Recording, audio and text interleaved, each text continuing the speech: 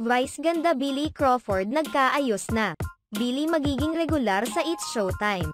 Halos di makapaniwala ang ilang mga netizens na magiging special guest ni Vice ganda sa Magpasikat 2023. Ang dating mga hosts ng show na sina Colleen Garcia at Billy Crawford kasama ang kanilang anak na si Amari.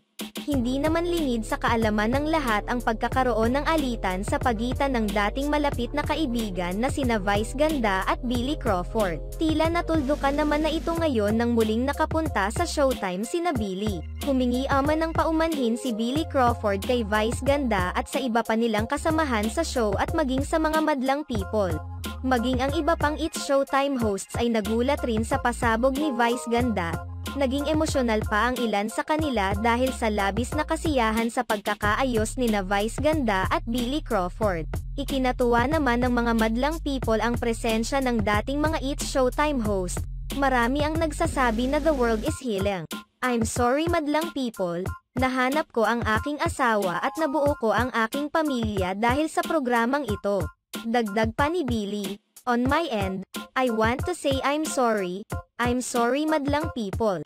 I'm sorry kapamilya. Nagpakumbaba lamang ako, gagawin ko kasi ang lahat para sa aking pamilya. Nakatanggap naman sila ng isang mainit na group hug mula sa kanilang It's Showtime family.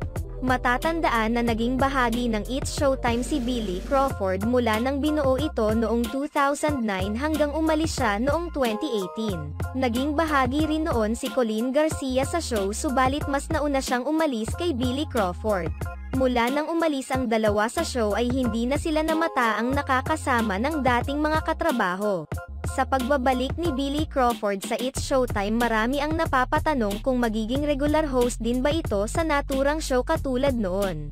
Wow, so awesome at excellent performance Mimi Vice ganda Perez Jackie at Shanae, congratulations to all of you, it's amazing Z, love this, you're the best performer this year, 2023, Showtime families.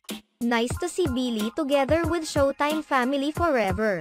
Mimi, nang lumabas ang pamilya ni Billy, ako Mimi, I love you Mimi. It's nice that they'd made up na, but they should have moved on after this and dismissed the possible of rejoining, cause they're perfect without him na. Parang bumalik ako sa kabataan ko nang muli kong makita ang Bicol sa Showtime stage, wala talagang tatalo sa OG hosts at nakakatuwa na naayos na uli nila ang samahan nila ngayon. Grabe, dami kong luha dito, napakasaya. Nakakagaan ng feelings magpatawad. God bless you both Vice and Billy. Love heals everything talaga. I'm so happy na okay na ulit sila. Sana maibalik ulit iyong dati yung masaya lang at walang dull moment sa show. Solid ka pamilya here. It's so nice to see Billy and Colleen with their son in Showtime. God plan prevail and friendship was restored. Thank you Vice, Billy, Showtime. Good vibes talaga. Wow Billy Crawford, this is amazing. I love reconciliation. Let's be inspired and hope we can reconcile with people na nakaalitan natin, which there is time. God bless.